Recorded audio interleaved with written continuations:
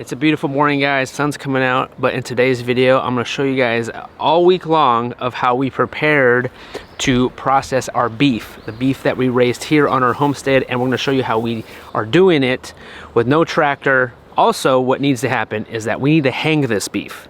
So I'm going to show you how we're going to hang it inside this little refrigerator.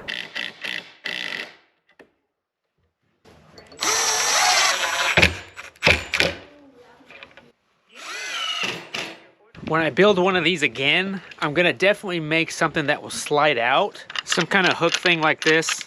You know, I just ripped some 2x4s. There is metal studs on this thing. I've already marked it here from when I very first built this. So the studs go across this way.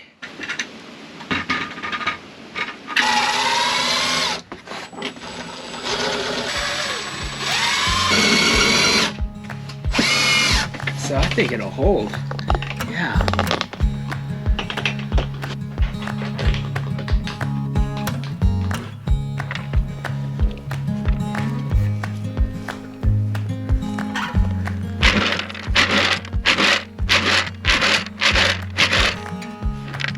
There you come. Stand your ground.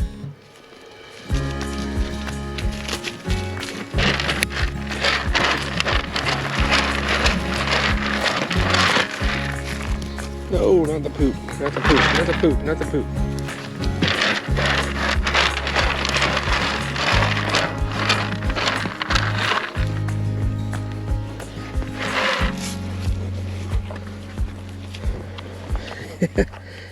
They love this stuff, man. Alfalfa pellets. We have 3 days to our big beef butchery day.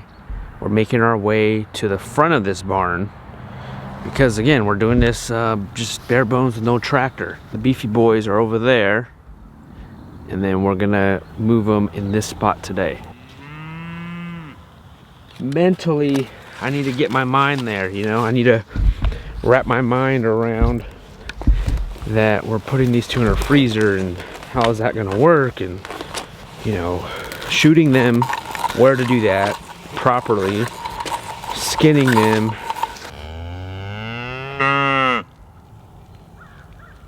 We're not selling this beef. I'm not looking to make money off this beef and you know, growing as much beef as I can to sell. You know, we're just looking to put food in our freezer. That's it.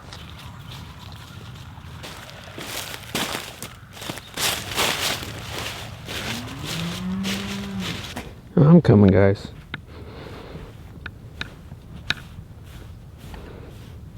All right, here we go.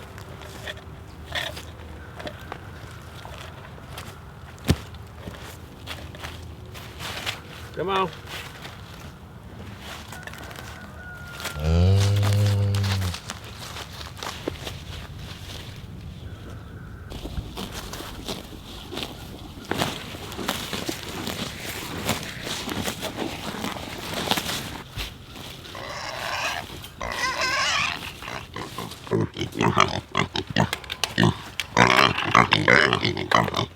Hey, pig. Hey, pig. Hey, pig. So this is like the last move, moving these cows. Is this the last move? Well, not this one, but the one after this. Okay. Yep, these are our last final days. I mean, once we got moving them down, it wasn't so hard. They're pretty easy. Yeah, and if we had like more grass, I knew we grew good grass this year, but like if we had more grass, probably would be even easier. Cows love alfalfa. You know, we feed everybody with a white bucket, so as soon as all the animals see the white bucket, they know it's feeding time. Today is Saturday evening, and we're getting ready to move the cows to their final spot, which is in front of the barn. You know, everyone that I've talked to about doing this thing of moving the cows down from a mountain in front of our barn, and we're gonna hang them there, and no one's really had experience with that.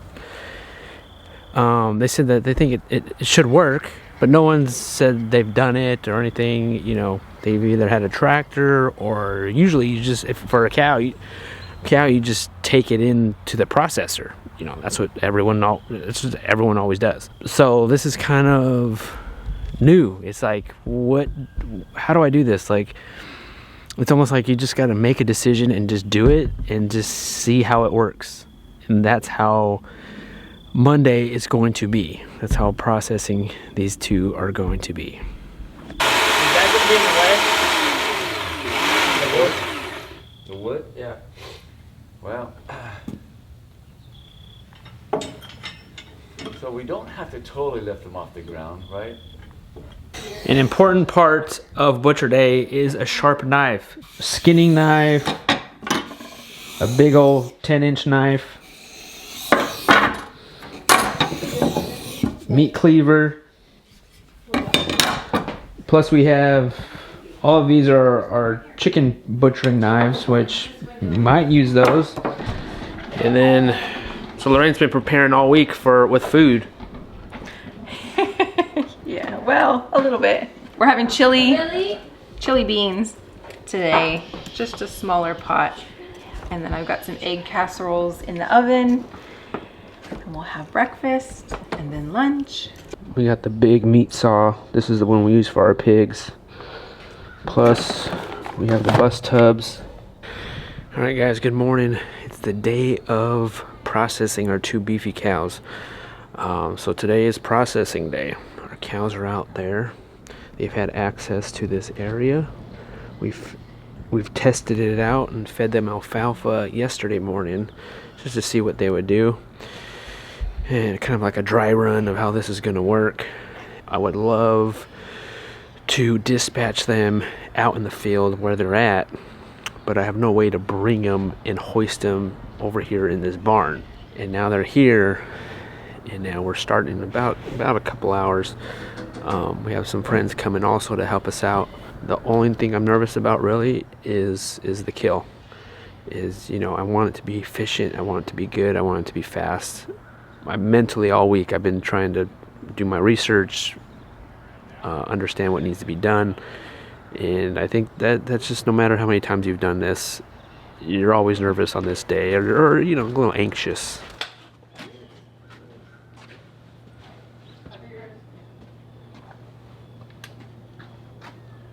This is why we chose to live this lifestyle, was to raise our own food.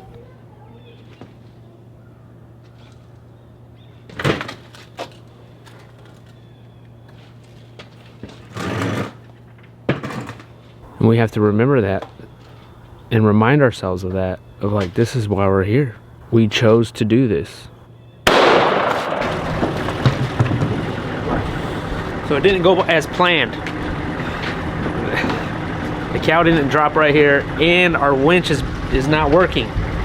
What's happening? It's not going as planned. So yeah, it's Butcher Day. These things happen. So now we have Mike's truck here, and we need to try to bring the cow over here at least.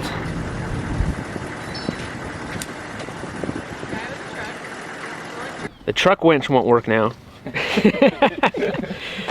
So option 3, we're just gonna manhandle him.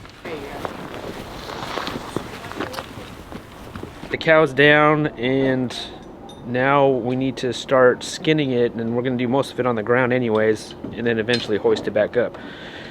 So Ben's hooking up a pulley up there to eventually do that.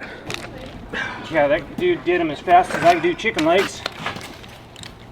We're going to be hanging it from the back here, the back legs. We're just cutting off the hooves, and then we got to split it down the middle. Is everybody here from California? Yeah. I think so. Everybody. What would our families all think?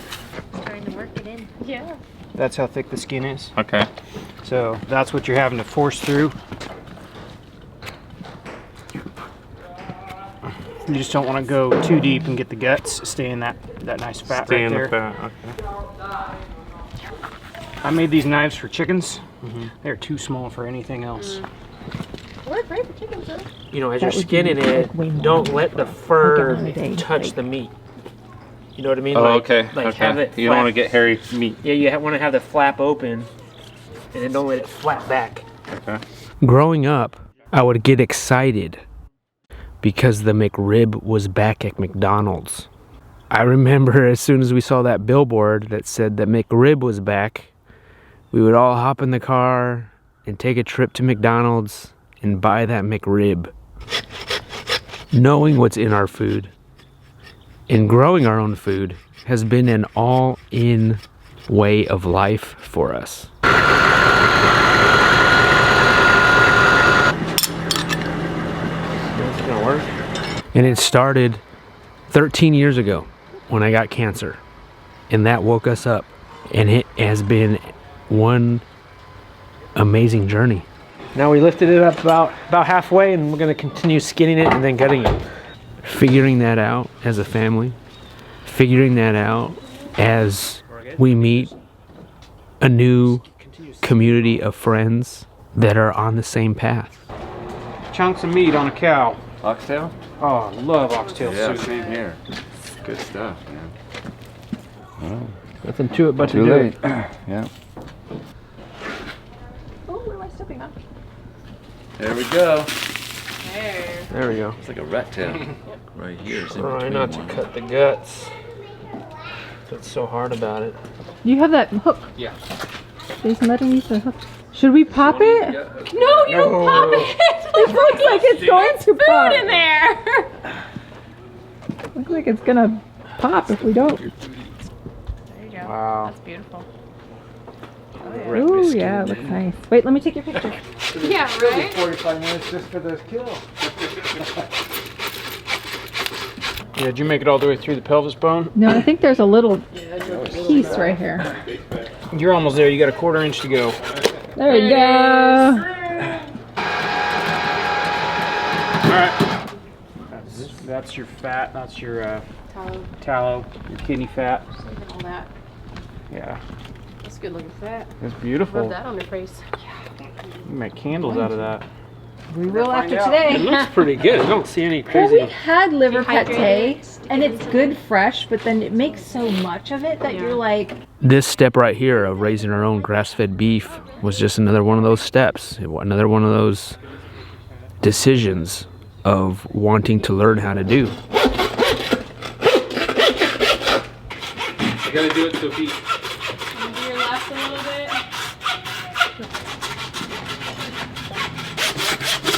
Yeah, you're like spot on right there.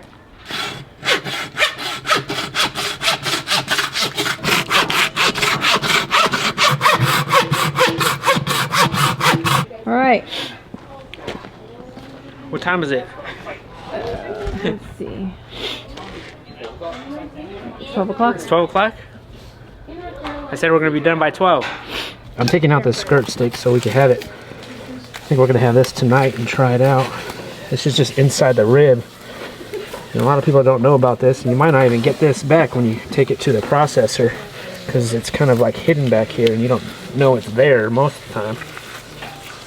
But this piece of meat right here, we're going to cook this up, Randy, tonight. All right. Sounds good. So this membrane is what's going to come off. Okay. And it just peels, It peels. like Once a it's Band-Aid. cooked, it just peels off. Okay. And then it's a little bit thinner back here. Yeah. Like that's that membrane. Yeah. See how it's like, Yeah, you can it already looks tell. more like meat on this Yeah. side. Yeah. And then it's- and you can eat all this too. Yeah. The muscle changes, so you know the peeling is different. But nowhere to grab. I know. Oh, don't let that fall on the floor. Initially, I was going to do both of the beefy boys. We decided just to butcher one. This is the bigger of the two, and we're gonna keep the little one a little bit longer. We could slide the tarp this way, set it on the tarp, and then slide it back in.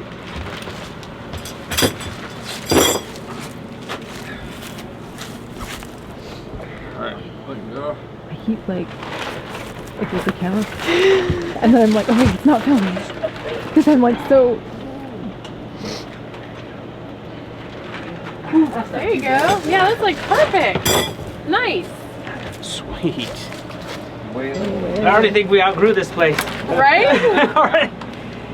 I need a walk-in cooler. We need a walk-in cooler now.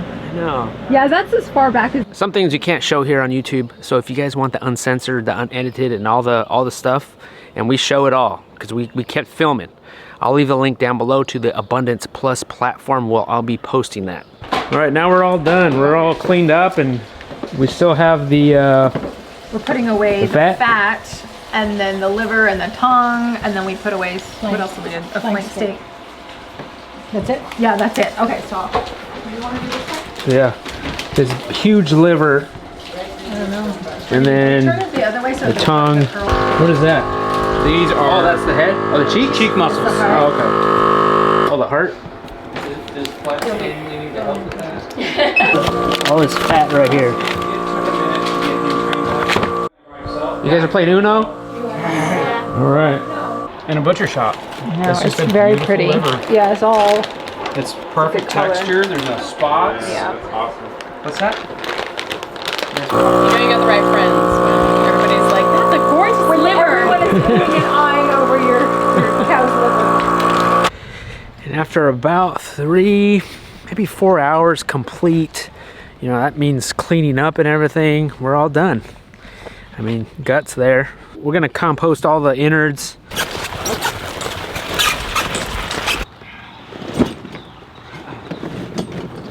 We gave some to the chickens. We saved the hide. We're gonna try to tan the hide and hopefully save at least some of it. There's over about 400 pounds of meat right here. We never weighed the beef prior to gutting it. We could always quarter this even more, like cut that in half so that we can hang better, and then hang these two. Or I just need a taller walk-in cooler. But I mean, it works. The hooks are working. The hooks are working really good. It gets down to 31 degrees in there. I mean, if we're gonna do this outside where we're just gonna hang the beef on the barn, well, I'd probably wait till January. It didn't go as planned. You know, we had you know, rehearsed this for the last 2 weeks. I've always went over it in my head multiple times of how this day was gonna happen. And then my winch went out. And then after testing it multiple times all week, my winch went out. Luckily, we invited our friends and we all got it done. I think we would have finished an hour earlier if we didn't have to mess with the winch. And also, I must say, I think it was easier than doing pigs. For one, you don't have to worry about scalding an animal. And it's just bigger, so it's kind of easier just to get your hands in there and gut it. We're gonna keep the beef in this cooler. It's gonna sit in there for, we're thinking at least 10 days. It might be 2 weeks before we piece it out. So the longer you hang it, some beef, the tender it will be and the better it will be over time. My concern with keeping just one steer is that it's gonna be by itself. Like, you know, they should have at least 2 pairs. But maybe it'll do fine, or maybe we'll get another steer, a little bit skittish, but we're gonna raise him out a little bit longer. I felt like he was just really tiny, really small. And also doing 2 beef in 1 day, that's a lot. That's a lot to take on. All right, so this is the part of the meat that was inside the ribs that we took out, that's kind of hidden inside. We're just gonna take off this skin here. No, I think you just rip it out. Oh wow, like that. Might be kind of tough, but that's it right there. We're gonna try this. It's not gonna get fresher than this. We have a hot iron skillet with a little bit of butter. I'm gonna put some salt on this. It might be the best meat ever. I don't know. I've never had this fresh of meat before. Have you had this fresh meat before, Randy? Never. 8 hours ago, this was a live animal. I mean, I don't know, tastes like beef. We still have to put away the beef, so we're gonna let that hang there. But in the meantime, if you guys wanna see how we processed 2 of our pigs on our 1.5 acres, I'll leave that link right here. Thank you guys for being here. Thank you guys for watching, and we'll see you guys on the next one.